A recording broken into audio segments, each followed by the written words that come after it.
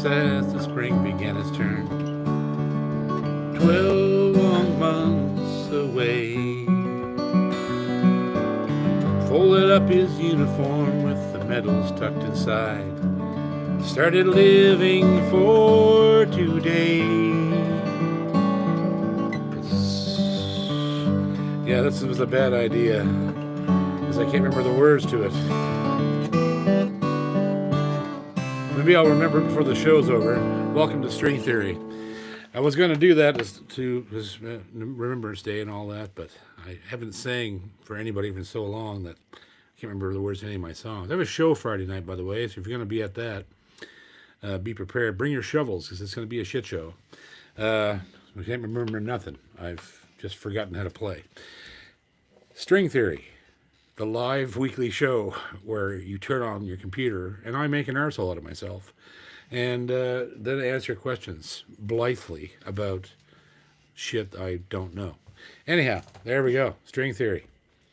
Special thanks to our sponsors: Boucher Guitars, G&G Music and Antigonish, Fantasy Music, Levy Straps, K&K Sound, Gallagher Guitars, Recording King Guitars, Alvarez, yes, you heard me right. Alvarez Yeri has come on board with us, and it's a big deal. We've got some seriously killer guitars coming in from the custom shop at Yeri, Alvarez Yeri. And so, yeah, we're here. It's Wednesday night, and I don't remember my own songs. So there you go. Great way to start the evening. Anyhow, yeah. So it's a thought that counts. Sometimes. Fuck. I'll say yes in this case. Anyhow, I'm going to have to practice before Friday. Mm-hmm. Chances of that happening are slim. How are you all doing? Lots of people here? Yeah. Cool. Well, bring it on. I'm ready for you. I'm not. I'm just depressed now because I could remember my own song. All right. All right, the first question's from the Happy Knot. Happy cannot. Have you played the Yamaha AC5R? Would that be a good choice if I was to purchase a Yamaha guitar over $1,000? Yes. Any of the fives are, if I'm not mistaken, they're Japanese. The fives are from the Hamamatsu. Anything below that is from Japan, or from the Chinese shop. But I'm pretty sure I had an A5 M, which was absolutely ridiculous. Or no, sorry, A5K, which was all Koa, top, back, and sides. It was an incredible guitar. So the A5, what'd you say it was? An R? AC5R. Yeah, so it's a cutaway AC5R. Yeah, so it's a rosewood guitar with a Sitka top, I would imagine, and or Engelmann. And yeah, but again, they're incredible instruments. But I would also definitely, if you're going to spend over $1,000, that guitar could cost you anywhere up to $1,800 because the Koa was over $2,000, and I got it cheap. I got a deal on it for $1,500, way below the price. So if you're going to spend that kind of money, I would definitely go look at the FG. If you want a pickup, their pickups are incredible. The FGX5, which is made in Japan in Hamamatsu at the custom shop, the same as this guitar you're looking at. And I would think it's slightly cheaper than an A5. A5s, the A-series at the high end are not cheap. So there you go.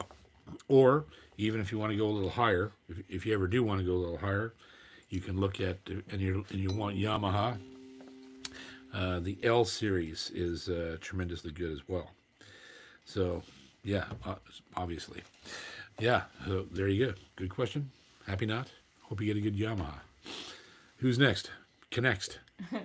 Rob Richardson says, hi JP, have you tried the Yamaha silent guitars? I have. I used to play one live.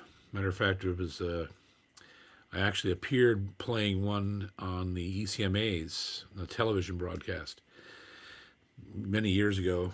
Me and Matt Anderson, and that was the guitar I played. We did Guitar Man, the Jerry Reed song, and I played a Yamaha Silent on that television program. But I actually toured with that guitar for the better part of a year, and I loved it. It was just cool. It was a very bit of a difficult instrument to get your head around because it has no acoustic sound whatsoever. But the comfort of it and the ease of transport and ease of sound, like it sounded really good. The pickups were incredible. So, and I can pretty well guarantee you that I will be reviewing the new generation of silent instruments by Yamaha any time now over the next few months. Once I've just completed my final review on the L-series today, which will be, did that go up yet? No. Not yet, no. But it will be going up in the next couple of days. So that's it for the L-series. And we'll be moving on to silent fiddles, silent guitars, probably even going to try, we might even hook up one of their compact sound systems in here to try that. And any number of things. I mean, Yamaha makes great instruments. There's a lot of great instruments that they have on, in stock all the time at their dealers. So, yeah, if you're going to buy a silent guitar, that's the best one you can buy. I can tell you that much. Just for sheer playability and pickup quality. And they're indestructible. They're just a wooden stick with a plastic frame that comes right off. And they're easy to put together and quick to sound check. And, yeah, so there you go. Who's next? We have John from Ireland. John from Ireland. Back again. How firm is your grip on the pick when playing fast traditional tunes? I don't know. It's not light. I can tell you that. But generally speaking, you have to keep a firm grip on the flat pick so it doesn't turn in your fingers. And also, but you can't grip it hard enough that you're tensing your entire arm. I say in the preface of in the foreword of my book, that when you're playing if you're playing any guitar, any type of guitar, you probably want to think of yourself from the head down through your shoulders, down to your hands, as basically water. And it's liquid, and it takes the form of what you have to do, right? So you don't overpower the guitar, you don't overpower on your hands. The more you stress and strain and push hard and pick hard, all that does is cause fatigue and eventually injury. So I'm not gripping the pick like a madman, but I'm also not letting it turn. So that's why I say I don't know, because I don't know. It's subjective. Another thing too is the type of picks that I'm using. Like for instance, right now I'm using a blue chip, right? These larger triangle size picks are easier to hold. There's more surface as opposed to a standard teardrop style pick. These tri-cornered picks are just easier to get a hold of, and there's more surface to grip and to manipulate.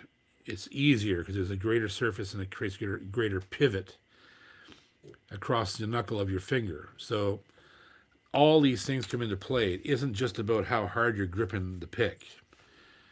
As I've already said, you can't grip it too hard, because if you do, you'll just get tired really fast and you'll hate playing, and we don't want that. So just ease into it. Ease into it. Yes. I have a better view of Ginger here. Good view. The back of my head. Mostly. Well, you turn around once in a while. We got a super chat comment, I guess, from J-Lo. Says, always very useful info. Thanks, JP. Thank you very much. Thank you, Mr. We J-Lo. appreciate it very much, all of our supporters. If you watch this and you haven't hit subscribe, please hit subscribe. We just recently passed 10,000 subscribers, which is awesome. And it's still going up. Every day, it's more and more. So if you haven't subscribed, please do. If you want to join the private membership, we put all kinds of cool things there that don't come on the public channel. that not only costs you, like, you can get membership for a couple bucks a month, all the way up to $7 a month for every kind of content you can imagine, like me changing clothes in an outhouse and just But not that. buying guitars and skinning fish and all sorts of stuff like that. Not that even.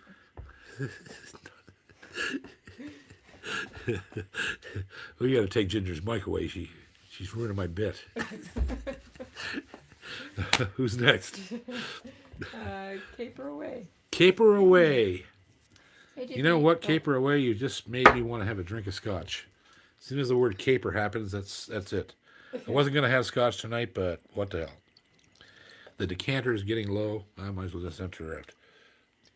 Oh no! Oh dear! Well, that worked well. Poured all over the table. Well, at least the paper caught it. I can't write on that now. All right. Caper away.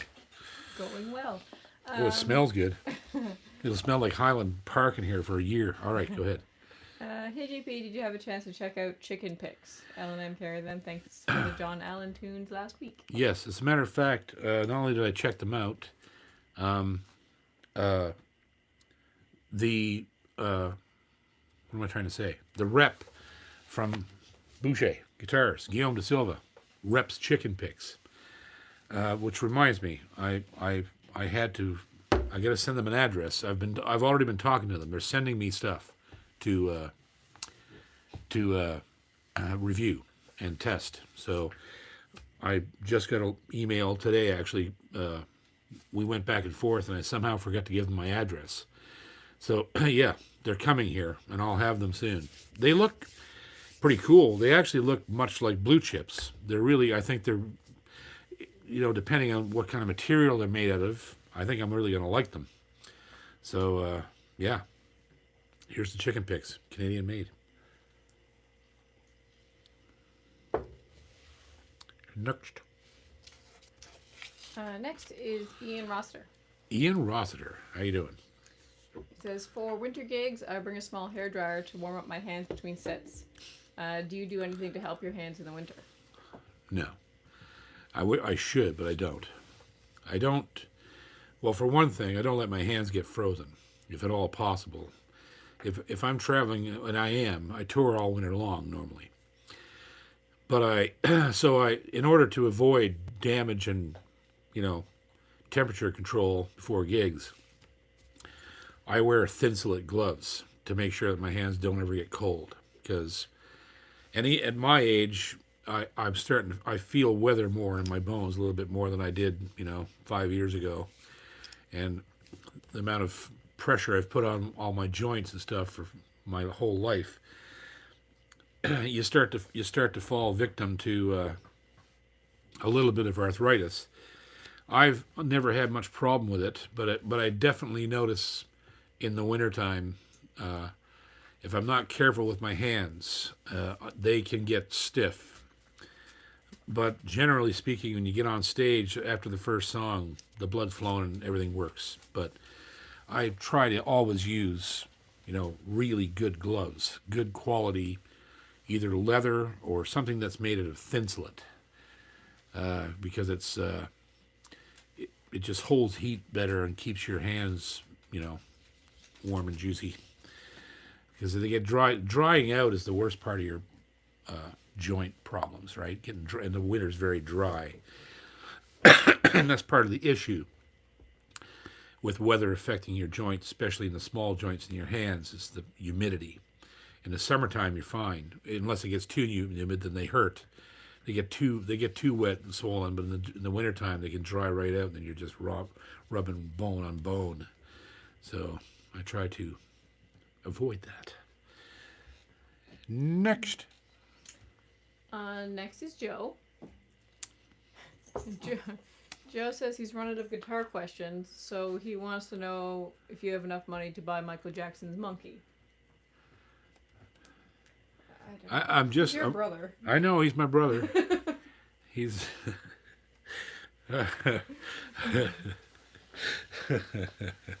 oh shit. I got no answer for that one. He's just fucking with me. That's all this is. He's just trying to get me laughing. No, I'm not buying Michael Jackson's Monkey. Jesus. Oh, I love you, dear. Joe. Okay, go ahead. Alvin Smith. Alvin Smith? Smith. Oh, Smith. Okay. Yes. What amps do you like or use? I only use one amp, which is the Fishman Artist Loudbox. They're designed especially for acoustic guitars. I've been using them for 15 years. I've tried every other acoustic instrument amplifier that exists. And while some of them sound better, they don't penetrate and they don't have the raw EQ power and the good preamp that you can send out your post EQ to a soundboard.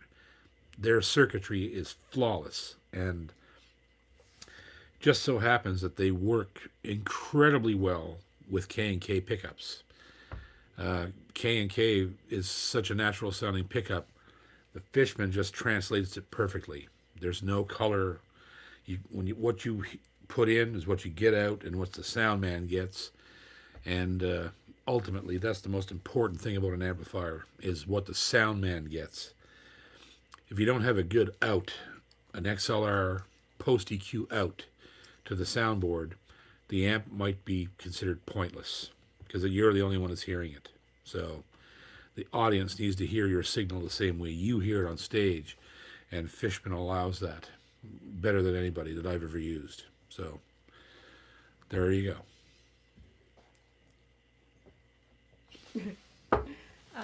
Next question's kind of related. It's from Shane Arsenault. Shane. It says, in your shredding days, what was your electric gear setup? Amp, pedals, guitar, etc. Thanks. My main electric guitar was always a Telecaster, and I played through Fender twin reverbs, and I used Boss pedals like an octaver, basic distortion pedal, chorus pedal, and delay pedal, all by Boss. That was what was around when I was doing it. There was nothing else. A few years later, maybe 7-8 years later, Boss came up with the GT1 pedal board and all that stuff, like the multi-effects thing you could program, and has 4 pedals on it. When I was shredding, I was literally using individual Boss pedals into a Fender twin reverb. That was I was never a Marshall guy, and I was into Fender twin reverb because of Chet. I like the warmth of them, and they're very dependable. And I was born too late to really get into the tube version of those amps. I wish I had, but I don't think I've even ever played through a Fender tube amp. All the amps that I saw from them, growing up 16, 17, 18 years old, they were all non-tube. What do you call that? Not transistor, but I'm having an Alzheimer's moment. But anyhow, they were not tube amps. So yeah, I was never really that big of a gear pig. I was always about functionality and efficiency. So that's what I used. The most efficient, quick thing I could use. And even when I was playing country music, it was just a Fender twin, twin reverb, a compressor pedal, and a little bit of delay pedal, and that would be it. So there you go. Not very exciting. Sorry. Go ahead.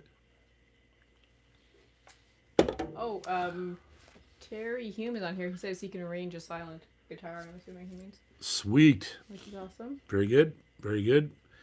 The final review of the LL56 Custom. Oh God, what a guitar! That was just filmed and edited today. It's gonna go up tonight, maybe after the show, probably. After the show, yeah. And Terry Hume is a great rep. Works for Yamaha. They've been very kind to me. They brought us some great guitars here on loan, and yeah. So yeah, I'd be see, that's a great way to because I'm using that Fishman too. It gives a great example of the instruments plugged in. I can put this microphone in front of that amp, and you really hear what it sounds like.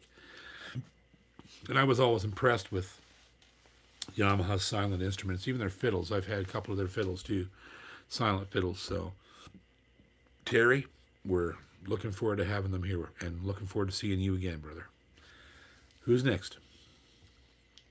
Work clause. The what now? Work clause? Work clause? Yes. Is he related to Santa? He's the one that does all the work, I guess. Okay. I don't know.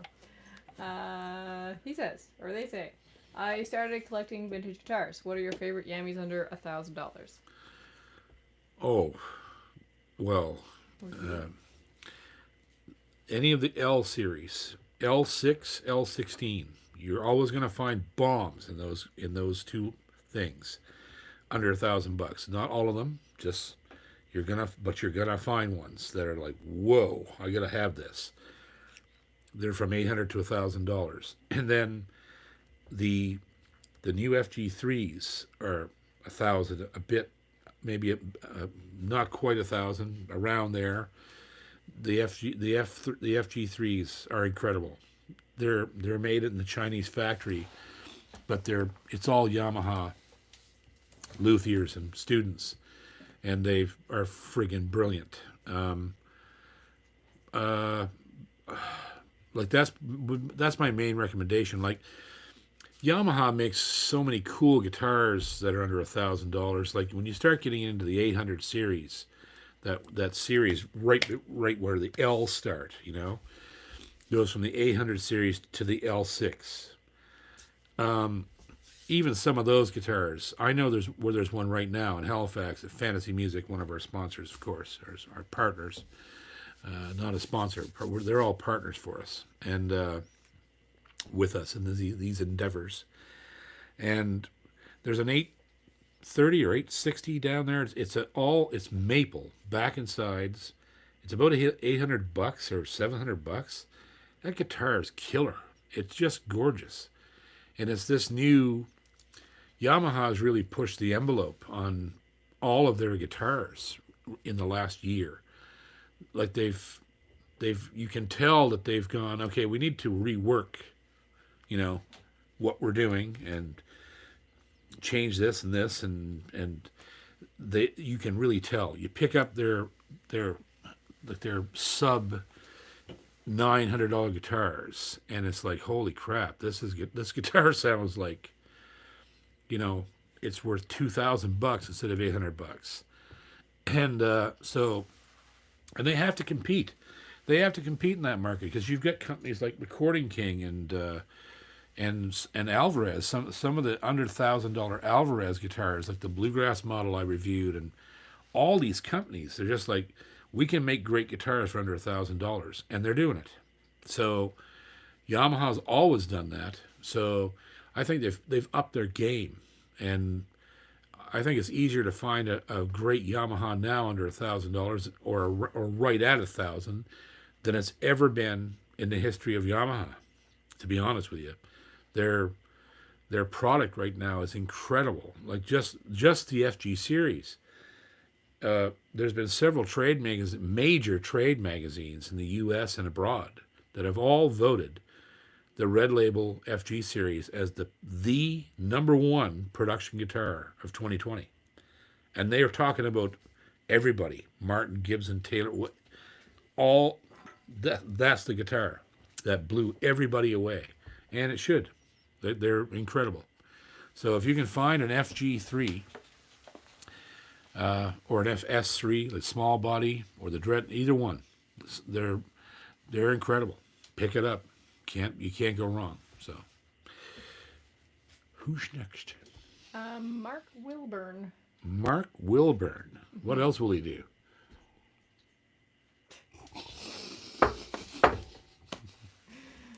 Boo.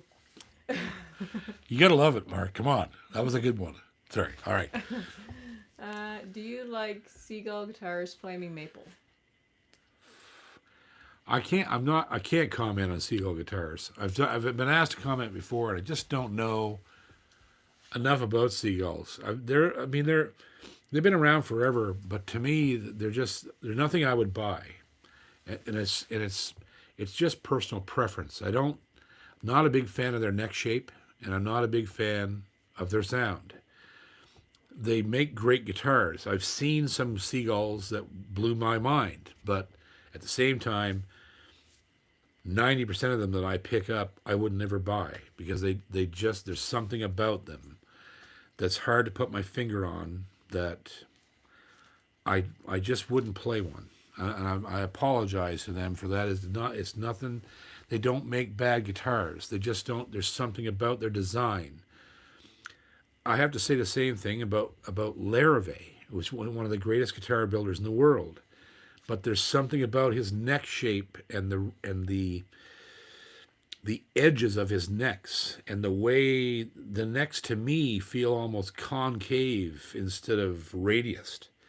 They feel flat in the center, like depressed in the center, to me, and I don't like that. And it's so subjective. So Seagull, again, it's just one of those guitars I really can't comment on. If you can find a great one and you love it and it plays the way you want it, you're the man. Like that. It's very subjective, but I think there's better necks out there than on Seagulls. And there's probably some Seagulls that the neck profile is slightly different and it would feel better, but I just find their necks really heavy and round, and I'm like, not so sure I like that too much.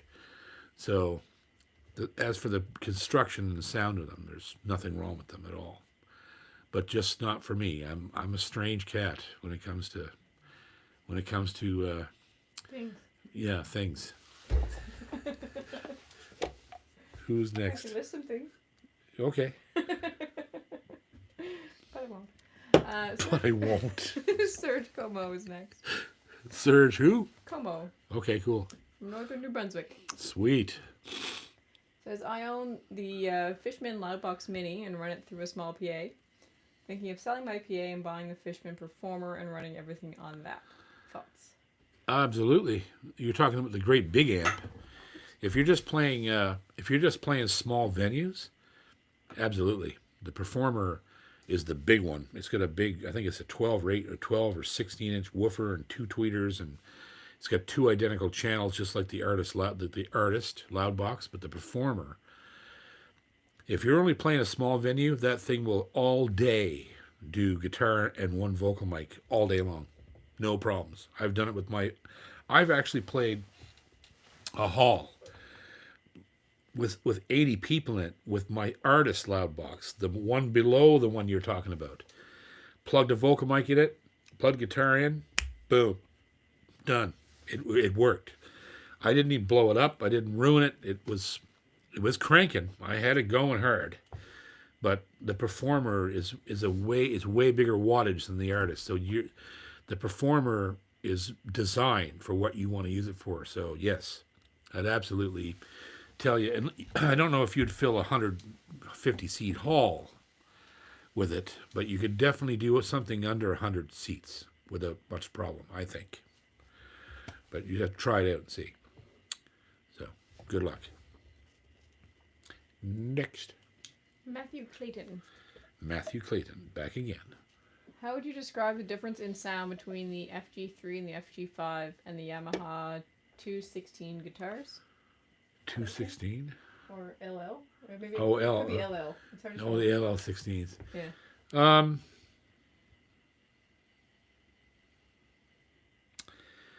Well, there's a big difference between them because the red labels are not a gloss finish. They're a incredibly thin nitro satin finish, like really thin, beautiful light finish, satin, not gloss.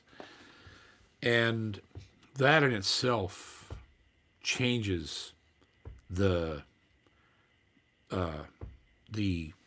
sound profile of the instrument, because it just does. Finish types really affect how guitar responds. So, what did he ask about, the 6 or the 16? Was it the 16? 16. Yeah, so the 16s are generally all bombs. They're just bomb guitars. They're really good guitars, and they're going to be loud and punchy and bottomy. But the FGs, any of the FGs, they just have more. There's something about their personality because they don't have that gloss finish, and the wood is more open. And I think they seem to utilize somehow the ARE technology on those tops, that chemical aging they do, which is not really torrefaction. They do something else to it besides what, you know, what normal torrefaction does to spruce tops. So yeah, I like them both. I'm a fan of the 16s, and I'm a fan of the red labels, and they're two totally different guitars. I think the 16 would age differently as well because of the finish difference. There's a lot more environment getting into the wood of the red label than there would be a 16, because a 16 has that full finish. The red labels are going to absorb more of the environment and probably age faster, and maybe age better because they are so open to the elements, and without being easily damaged. There's the finish is such that it's incredibly protective, but it lets the wood breathe. I think much better than a full on gloss finish, which you'd find on the 16. So yeah, it's a tough choice. If you're trying to choose between these guitars, you've got to play them. That's the only way you're going to tell, is just go into a shop and try to find each guitar. You might have to go to several stores. Right now there's a massive shortage of red labels, so good luck with that. I hope you can find them. There's supposed to be stock coming in soon, all over Canada and North America, really. But I would go find these guitars and play them, and make sure of, what you're getting. So, who's next? Paul Josie. Paul Josie? Yes. I know who that is. Potentially? Maybe? Paul Josie. Okay, go ahead. I don't know. Trying to remember from where. Do you have a preferred fret wire? I don't know. I don't because I don't know. I know the difference between,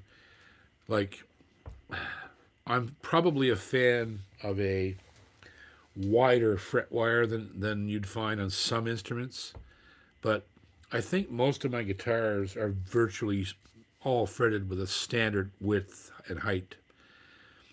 I'm not. I know that people use different kinds of fret wire and think it makes a difference, but like these great luthiers, like Robin and Yamaha and Gallagher, and they use a standard, wide-ish, low-profile fret, and that seems to be what's on all the guitars that I own. I don't notice any of my instruments that have any strange, where the profile is different, or where they wear out, at different rates. It's a standard fret wire.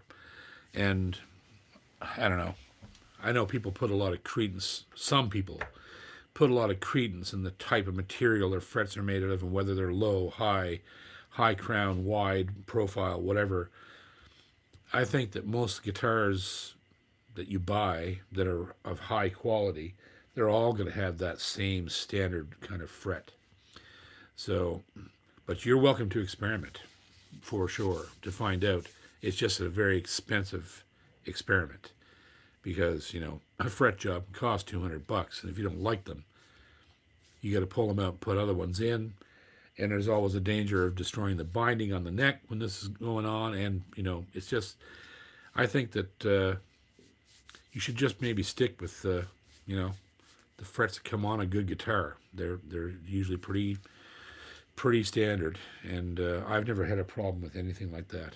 I've never had any guitars that, where the frets wore out faster than other guitars.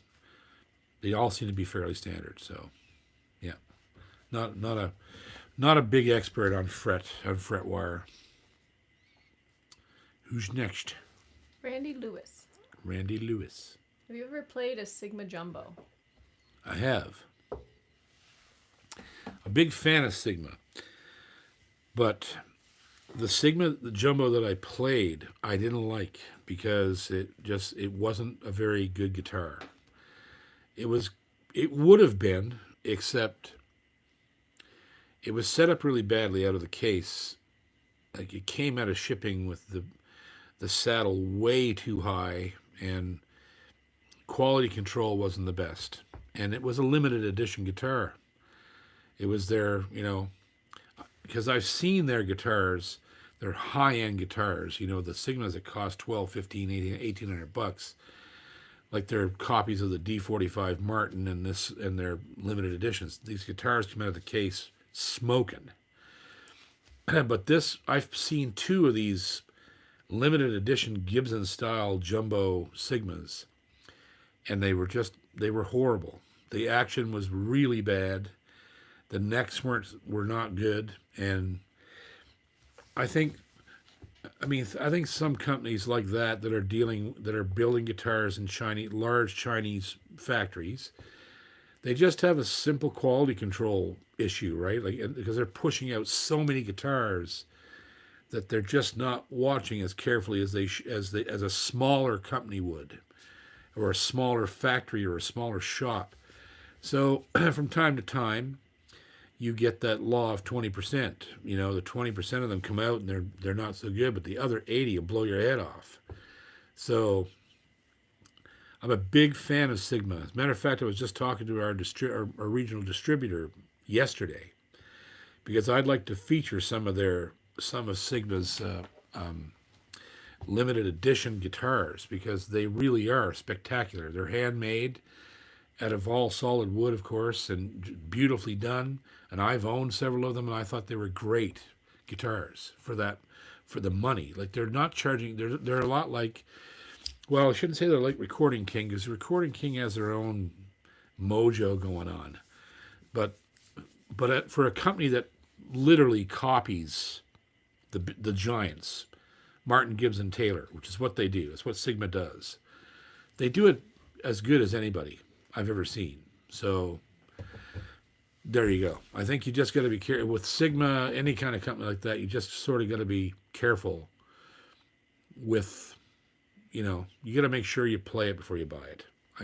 That's my advice for just about anything, unless you're going for a boutique builder or a Yamaha or a Boucher or Gallagher or Yaris as well. Like the custom shop work that's coming out of there now is just you'll see. I'm going to show you a guitar soon that'll blow your face off. So anyhow, yeah. Who's next? We got a super chat from Mr. Cam McMaster. Cam. Stay Cam. It's a tough one. Uh-oh. Says, there's a name for most every music genre in the world except for our maritime provinces. I hear East Coast or maritime, but that's not really defining. Can you coin a term, please? And hi. Well, I'll tell you what I've always called myself. Because of the same thing. I don't like being pigeonholed, and I never have, and it's one of the reasons I had very little success in commercial music. Because I wouldn't allow myself to just play one kind of music or be called one kind of music. And so I've always just called what I do modern folk. Because folk music is, if you really look at what folk music is, especially through the eyes of Americans and that folk scene, all of the great folk musicians way back into the 30s, like Clarence Ashley and Riley Puckett, and then you start getting to all the blues players. They were still folk. They were folk as well. Robert Johnson was a blues player, but it was ultimately folk music. If you look at the history of all that, you see that they draw all their music from the old country, the same as we do. Our music here has a basis a strong basis in the Celtic bent. We came from over there. So we brought that music and that oral tradition, and it permeates everything we do. It doesn't matter if I'm singing Bill Monroe or Gordon Lightfoot or Tommy Makem. I can't get away from the fact that I'm from here, and the way I experience music is through the filter of this region. So it's the same as it is in the States. They experienced that music coming in from overseas, from the old country, Scotland, Ireland, England, and the music came over and they interpreted it due and through their own environment. So we're no different. We play folk music. It's old. Some of it is ancient, 400 and 500 years old, but it's no longer just folk. It's been modernized by all of us who've ever made records, in this region. We've all put our spin on what it means to be a maritime musician or a Celtic musician or any of that stuff. So it's grown to the point where it's no longer just folk. It's modern folk. It's when people listen to what we've done in the last 30 or 40 years, 100 years from now, they'll be calling us folk. But they won't be playing folk 100 years from now. It'll be modern then. So it's an overlap. It's a leapfrogging situation. The music comes, it evolves. It maintains this, almost desperate grip on its roots, which it should, but it keeps evolving. But there's always guys like me. I'm not the only one either, who look back and go, we can't forget about this, this, and this. And so there's that desperate grasp on the history and the, why we do what we do. But at the same time, we forge ahead and make our own way and create our own style of what someday will be considered traditional music, right? If you're lucky enough, if you do something that really would last that long, at some point in time, everything that I've ever written or done will be public domain, 100 years after I've died. If I'm lucky, I may have one thing that will last that long, right? And that's how folk music is. That's what it is. So you can't there's really no point in trying to label what we do with some newfangled, unheard of, never before thought of moniker. What we play is folk, and right now it's modern folk, and you could call it Celtic folk, or you could call it Americana, or you could call it whatever. It's all just folk music. It's folk. It's music perpetuated by an oral tradition and people getting together in the same room in a festival, at a party, at a jam. Oral tradition, learning from each other and carrying on each other's style and interpretation of what they do. So that was a fucking deep answer, but that's how I feel about it. Mm-hmm. That was Cam, wasn't it? Yes. I love you, Cam. You're the man. Cheers. Is that paper stuck to the table yet? No, but my liver's stuck to my spleen. Oh. Who's next? I don't know what that means. Greek-hard Monty. Oh, I haven't heard that name for a while. Says, I have a 1973 Yamaha FG200D. And it seems what year? 1973. Whoa. That's an oldie. But a goodie. Yep. And it seems like a jumbo size because the lower bout is 17 inches and it booms like a cannon. Yep. It seems shorter scale, 25 inches. Have you seen any Yamaha dreads that shorter scale? I don't know. I'm not sure. The whole issue of scale on guitars eludes me. I know that you can tell like the scale on this guitar. I've been told. No, I'm going to speak out of turn, so I'm not going to speak. All I can say is, I'd have to look that guitar up. It's a bit confusing to me if it's a different scale than a standard dreadnought. I'm going to do some research on that. I'm going to get this scale thing put to bed because, frankly, I've If you can right there. I've been experimenting with this. I've talked to several luthiers and people about scale and how it affects the sound of different guitar bodies.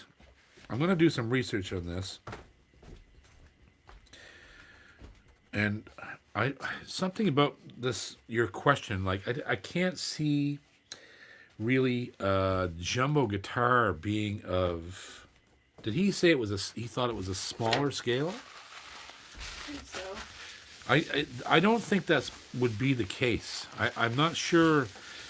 Jumbo guitars take advantage of every bit of mathematics available to them, and I can't see them shortening the scale on a jumbo body. That would be counterintuitive almost. So I'm going to look into this. I'm going to find out for sure. I'm going to ask Robin and a few other people and Guillaume, and I'm just going to talk. Just find out about this because it is fascinating to me, as I think it's something I don't know about. Strangely enough, after 46 years of playing guitar, that simple measurement that they use, I've actually just learned some things due to my association with the kind folks at Gallagher about the placement of bridges that I didn't know, which I won't get into tonight, but it blew my mind. The mathematics that's employed in setting a neck in a bridge, completely not what I thought it was all these decades. And so, yeah, I'm going to look into this. I'm going to get some info. So if you tune in next week, I'm going to find out. And that was, what was that guitar? An FG 200? FG 200D. 200D. I'm going to look that up. That sounds like a dandy guitar. Some of those old Yamahas, man. Whoa.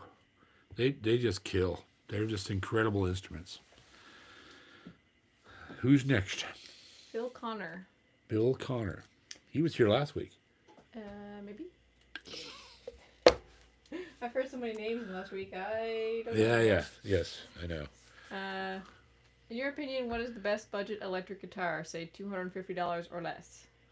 I couldn't even begin to tell you. I'm sorry. It's been so long since I bought an electric guitar and I just have no need to buy an electric guitar that cheap. But the good news is that electric guitars are a lot easier. They're how do you say this? You can get a better quality electric guitar for $200 than an acoustic, because electric guitars are just blocks of wood, and as long as the electronics are good, anything works. So, God, I don't know. I would think perhaps Yamaha makes cheap electric guitars like that. Epiphone, I know, does. I would try to stick with some well-known names. I wouldn't go off into the woods on any guitar, really. Even if it's a $200 guitar, reputable companies build $200 guitars, electrics. So that would be my suggestion. I don't know enough to give you, go buy this model. But if you could find a Yamaha, Epiphone, geez, who else?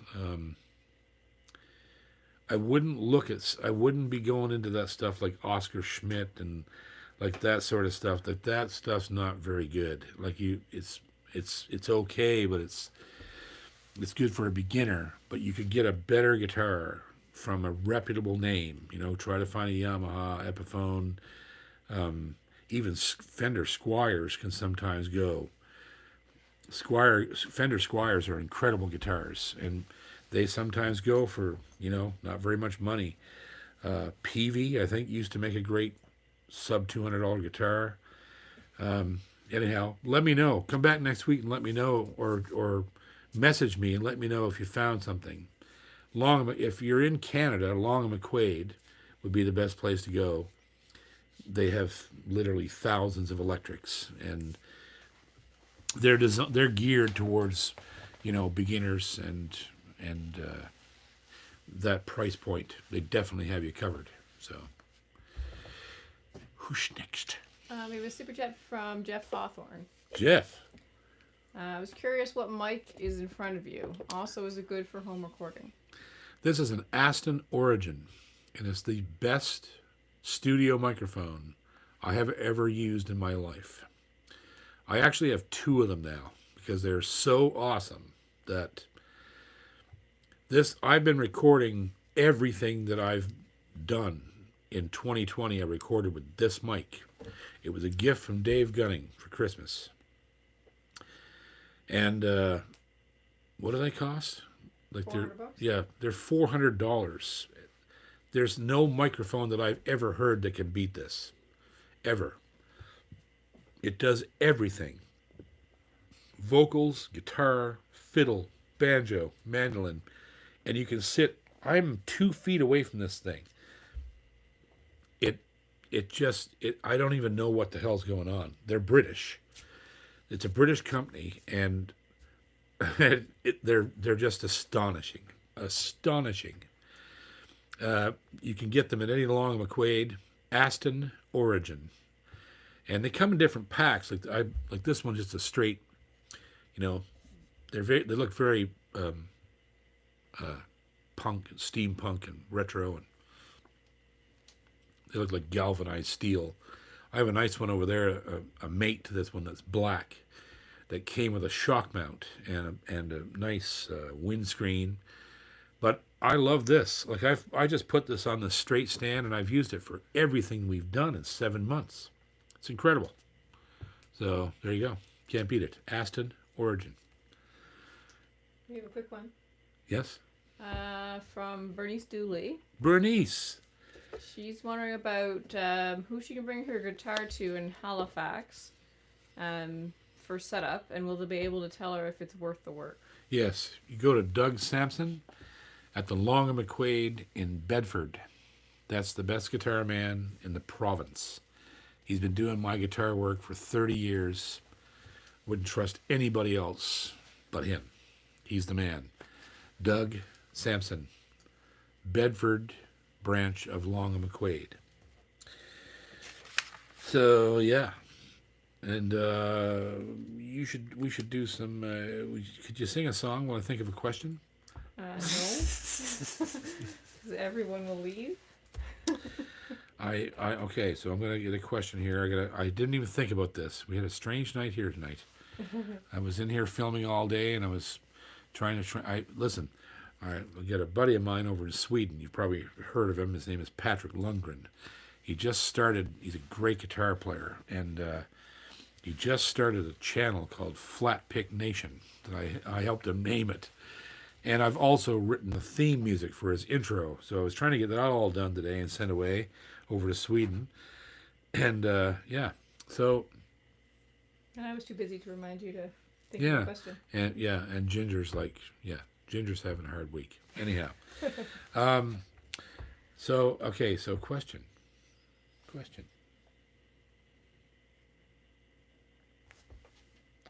This would be an interesting question. Okay. Because now we're starting to get into some shit here, because we've done this for so many weeks that I can actually take a trivia question from my own show. So here's the trivia question. The prizes. I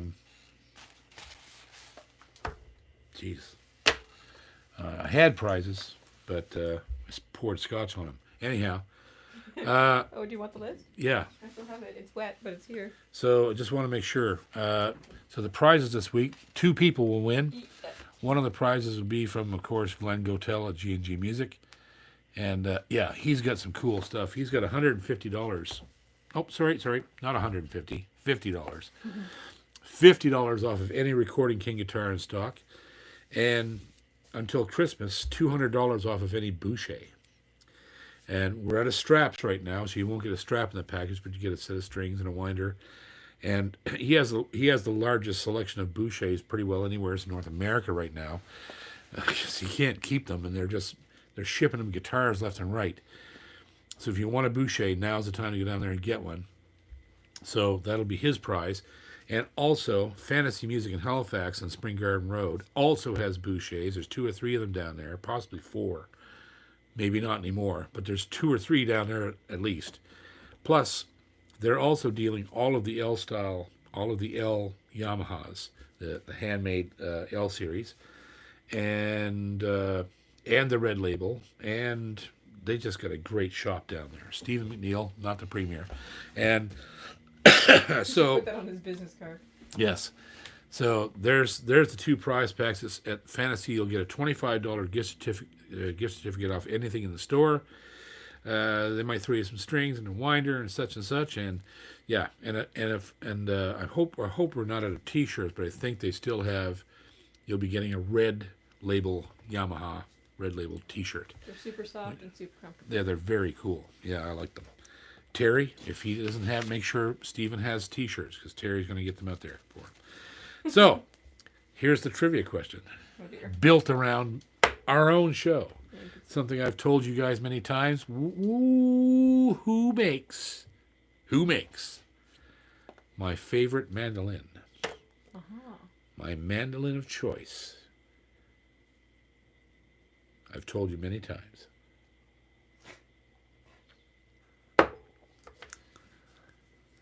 And they come pouring in.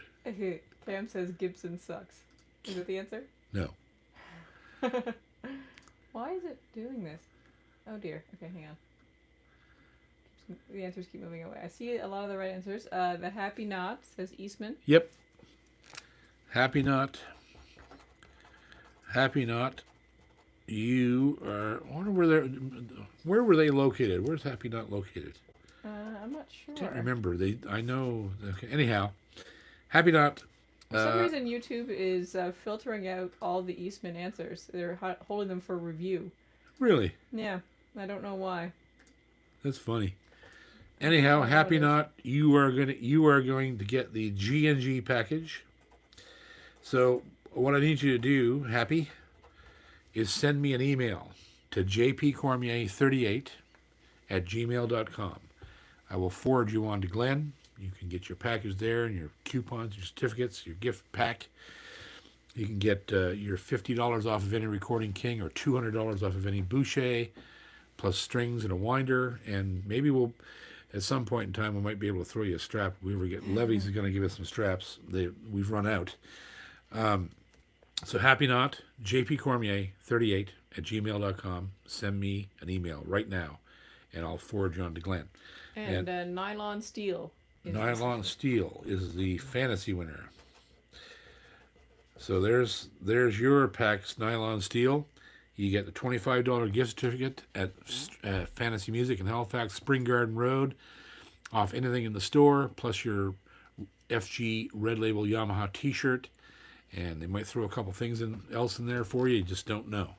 They're good guys down there. It's a great shop. Go and see it.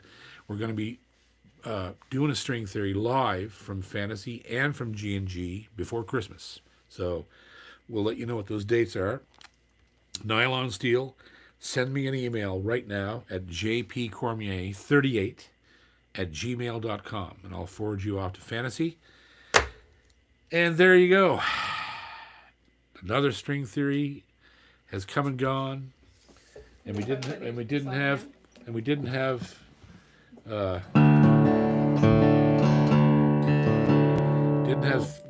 theme music picked.